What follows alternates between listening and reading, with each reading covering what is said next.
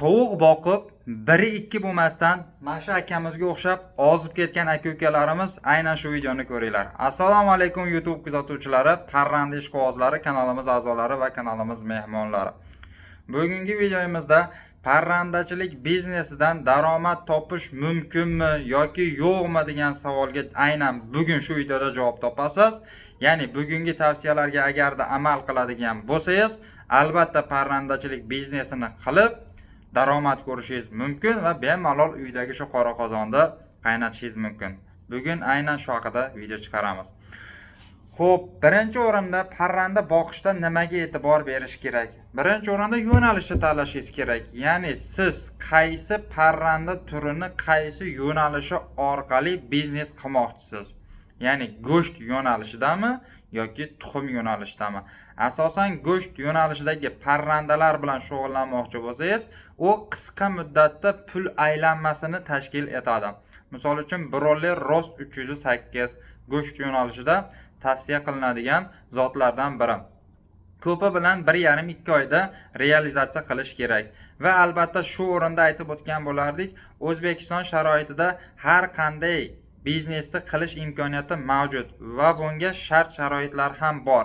Lekin bitta muammoimiz shuki, realizatsiya qilishga kelganda ko'pchilik oqsoqlanib qoladi. Ya'ni sotuv jarayoniga kelganda, agarda siz sotuv jarayonini yo'lga qo'yib oladigan bo'lsangiz, bemalol har qanday biznesni qilishingiz mumkin. Buning uchun endi sizga reklama xizmati kerak bo'ladi. Ya'ni mahsulotingizni ishlab chiqarayotgan shu mahsulotingiz yoki masalan boqayotgan parrandangizning shu reklamasini chiqarib ko'pchilikka yetkazib bera oladigan bo'lsangiz, realizatsiya albatta yo'lga qo'yilgan bo'ladi. Demak, go'sht yo'nalishidagi parrandalarni boqib turib ham daromad ko'rish mumkin. Asosan bugun sizlarga tuxum yo'nalishidagi parrandalar orqali daromad ko'rishni tushuntirib o'taman.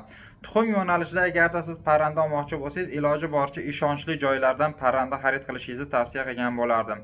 Ya'ni imkon darajasida yosh parrandalarda oladigan bo'lsangiz, qari parrandaga nisbatan yosh parrandani tuxumlash foizi yuqori bo'ladi.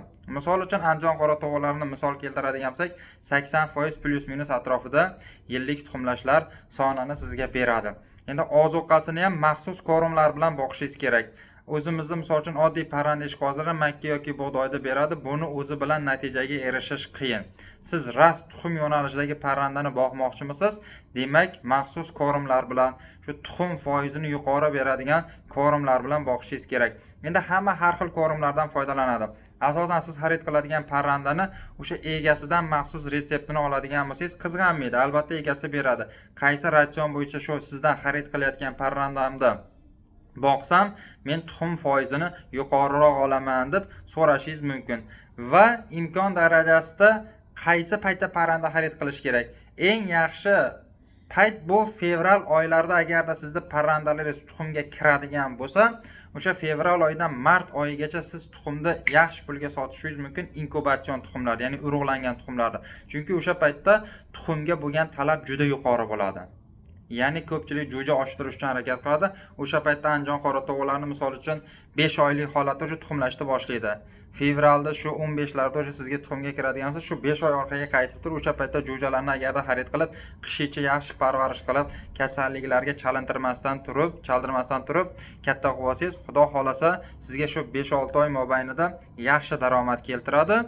U o'sha keyin 1 yilga to'lgandan keyin yo uni go'shtga topshirishingiz kerak, yo bo'lmasa to'g'risini aytib, tovuqim 1 yashar bo'lib qoldi, sotaman. Sotishimning asosiy sababi shuki, 2 yoki 3-yilga o'tgandan keyin tuxumlash foizi pastlab ketadi turib, ochig'ini aytib sotish kerak. Chunki biznesga yolg'on aralashtirmasangiz albatta baraka bo'ladi. Dalshi boqib ketsangiz ham bo'ladi. Dalshi boqqandan keyin nima foydasi bor, nima ziyoni bor? 2 yoki 3-yilga o'tgandan keyin tovuqlar qarib borgan sari tuxumlarning hajmi kattalashadi, foizi kamayadi. Ya'ni 3-yilga o'tgandan keyin tovuqlarning tuxumlash foizi 30% gacha tushib ketadi. Ba'zan 25-20% ham tushib ketishi mumkin. Lekin onalik instinkti yaxshi shakllanib turib, yaxshi kurk bo'ladi. Kurk bo'lgandan keyin yaxshi polapon, ya'ni jo'jalarni ochadi. Bu tomonlari ham bor. Lekin siz asosan tuxum yo'nalishida boqqaningiz uchun sizga kurk bo'lishi u darajada ahamiyatli emas. Endi bozordan misol uchun 10-15 ta parranda xarid qilaman. Shunda yosh va qari tovuqlarni qanday farqlab olishim mumkin degan savolga agar javob berib o'tadigan bo'lsak, misol uchun siz yangi parranda boqib o'siz, 10-15 ta parranda bozordan xarid qilmoqchisiz. Iloji boricha agar siz yosh qora tovuqlardan yoki yosh parrandalardan qidirib yurgan bo'lsangiz, parrandani tojiga e'tibor bering. Yosh parrandani toji tik holatda bo'ladi. Yani tik holatdagi tojli parrandalar bular yosh navqiron parranda hisoblanadi. Bemalol shu kabi parrandalarni olishingiz mumkin. Va albatta parrandani yeb ichishiga, sog'liqlariga e'tibor berishingizni tavsiya qilgan bo'lardim. Va hozirgi kunda mana kuz fasli ham kirib keldi. Agarda siz bozordan parranda xarid qilayotgan bo'lsangiz, albatta uydagi parrandalaringizga qo'shmasdan karantin holatida 14 kun mobaynida saqlab turishingizni ham tavsiya qilgan bo'lardim. Ya'ni bu qanday bo'ladi? Uyingizda misol uchun 15 ta tovuq bor, bozordan 2 dona tovuq olib keldingiz, uni alohida katagida 14 kun mobaynida saqlang. Unga donini ham, suvini ham alohida bering, uydagi boqayotgan parrandangizga ham alohida bering. Sabab parrandaga yuqqan kasalliklar asosan 14 kun mobaynida yashirin davrda bo'ladi. Xususan chuma, qishda avj oladigan kasalliklardan biri. Yashirin davri 14 kun mobaynida bo'ladi. Agarda siz shu kasallik parrandaga chalingan bo'lsa, lekin yashirin davrda bo'lsa, siz olib kelib parrandangizga qo'shib qo'yadigan bo'lsangiz, 14 kundan keyin u narsa avjlanib turib, parrandalaringizga ham yo'qib, bor parrandangizni hammasini nobud qilib qo'yishi mumkin. Shu sababli iloji boricha olgan parrandani har doim karantin holatida saqlab, sog'lig'iga, sog'lomligiga ishonch hosil qilgandan keyin parrandalaringizga qo'shishingizni tavsiya qilgan bo'lardim. Va asosan qishda parrandalarga imkon darajasida piyoz, chesnok, shu kabi mahsulotlarni ko'proq miqdorda beradigan bo'lsangiz, har xil og'iz bo'shliqi orqali yuqadigan viruslarda oldini olgan bo'lasiz. Ya'ni parrandalaringizda o'z-o'zidan immuniteti kuchayadi, har xil kasalliklarga qarshi o'zida immunitet hosil qiladi.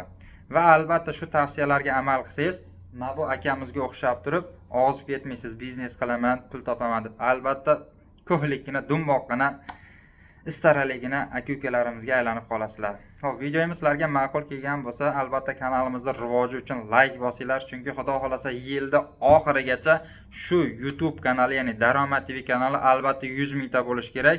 Biz bunga astoydil bel bog'lab harakat qilyapmiz. Buning uchun albatta siz ham o'zingizda kamtarona hissangizni qo'shib qo'yishingizni so'rab qolgan bo'lardik.